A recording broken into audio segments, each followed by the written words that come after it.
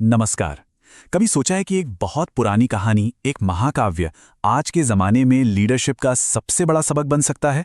आज हम हनुमान जी की कहानी से लीडरशिप के कुछ बहुत ही पावरफुल प्रिंसिपल्स को समझने की कोशिश करेंगे। और ये सवाल बहुत ज़रूरी है। देखिए, अक्सर हम लीडरशिप के गुण ढूंढने के लिए मोटी मोटी मैनेजमेंट की किताबें पढ़ते हैं, है ना?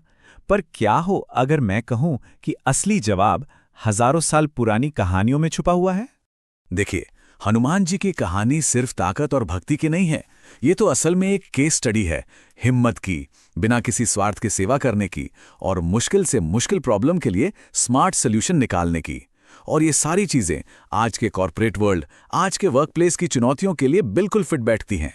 तो सवाल ये है कि एक महान लीडर बनने का सफर शुरू कहाँ से होता है? सबसे पहला कदम वो है अपनी और अपनी टीम की असली ताकत को पहचानना और फिर उसे एक बड़े मीनिंगफुल मिशन के लिए लगा देना। आपको याद होगा, बचपन में हनुमान जी को एक श्राप मिला था कि वो अपनी सारी शक्तियां भूल जाएंगे तब तक जब तक कोई उन्हें याद न दिलाए। ये ना बिल्कुल एक टीम की तरह है। हर टीम में जबरदस्त पोटेंशियल होता है जो कहीं छिपा होता है, और एक अच्छे लीडर का पहला काम यही होता है कि वो उस छिपी हुई ताकत को जगाए, उसका एहसास कराए। तो मतलब लीडरशिप के दो सबसे जरूरी स्टेप्स हैं। पहला, अपनी टीम की छिपी हुई शक्तियों को पहचानो और उन्हें अनलॉक करो, और दूसरा, उन सबको एक कॉमन गोल, एक बड़े मिशन के लिए एकजुट कर दो। बिल्कुल वैसे ही जैसे हनुमान जी को श्री राम की सेवा में अपना मकसद मिला और फिर उन्होंने अपना सब कुछ उस मिशन पर लगा दिया। लेकिन सिर्फ मकसद तय कर लेना ही तो काफी नहीं होता है ना। असली सवाल तो अब आता है, जब गोल क्लियर हो तो एक लीडर बड़ी बड़ी मुश्किलों और मुश्किल हालात से निपटता कैसे है। सोचिए जरा, हनुमान जी की वो एक छलांग जिससे उन्होंने पूरा का पूरा समंदर पार कर लिया, वो सिर्फ कोई जादू या चमत्कार नहीं था, वो एक लीडर की हिम्मत और कमिटमेंट का सबसे बड़ा सिंबल है। ये दिखाता है कि जब चीजें नामुमकिन लगें तब भी हिम्मत करके पहला कदम कैसे उठाया जाता है। और यहाँ एक बहुत दिलचस्प बात है, लंका पहुंचकर हनुमान जी ने सिर्फ अपनी ताकत का इस्तेमाल नहीं किया, नहीं, उन्होंने दिमाग और सब्र से काम लिया। कॉर्पोरेट वर्ल्ड के लिए ये बहुत बड़ा सबक है कि हर प्रॉब्लम का सल्यूशन सिर्फ हार्डवर्क नहीं बल्कि स्मार्ट वर्क होता है। स्ट्रैटेजी और पेशेंस का यही कॉम्बिनेशन आपको आखिर में जीत दिलाता है। इसका सबसे बेस्ट एग्जाम्पल क्या है? जब उनकी पूंछ में आग लगा दी गई तो उन्होंने उसे अपनी कमजोरी नहीं बनने दिया, बल्कि उसी आग से उन्होंने पूरी लंका जला दी। इसी को कहते हैं स्ट्रेटेजिक एडवांटेज, मतलब दुश्मन के हथियार को ही अपनी सबसे बड़ी ताकत बना लेना।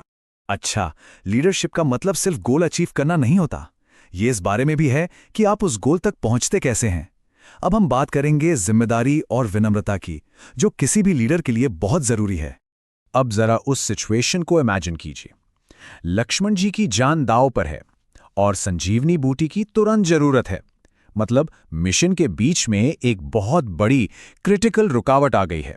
तो जब हनुमान जी उस जड़ी बूटी को पहचान नहीं पाए तो उन्होंने कोई बहाना नहीं बनाया, उन्होंने कोई एक्सक्यूज नहीं दिया, उन्होंने सोल्यूशन ढूंढा। इसी को हम हनुमान प्रिंसिपल कह सकते हैं।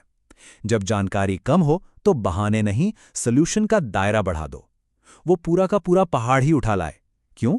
क्योंकि मिशन किसी भी कीमत पर पूरा होना था। End of story. Hanuman ji की ताकत और उनके अचीवमेंट्स की कोई लिमिट नहीं थी, लेकिन उनका ईगो लगभग जीरो। ये चार्ट यही दिखाता है कि असली बड़प्पन ताकत दिखाने में नहीं बल्कि विनम्र रहने में है। इतने बड़े बड़े काम करने के बाद भी उनमें जरा सा भी घमंड नहीं था। वो हमेशा क्या कहते थे? मैं तो सिर्फ राम का दास हूं। ये एक लाइन सब कुछ बता देती है।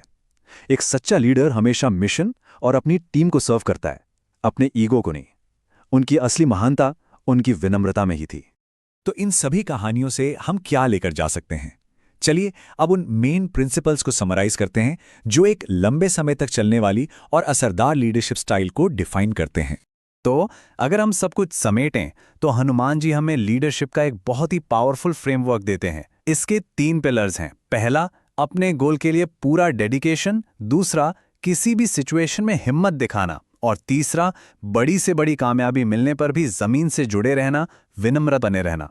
और आखिर में एक सवाल सोचने के लिए, जब हम इन टाइमलेस प्रिंसिपल्स के बारे में सोचते हैं तो सवाल ये उठता है कि हमारी अपनी लीडरशिप स्टाइल पीछे क्या विरासत छोड़ेगी। ये एक ऐसा सवाल है जो हर लीडर को और हर उस इंसान को जो लीडर बनना चाहता है खुद से जरूर पूछना चाहिए।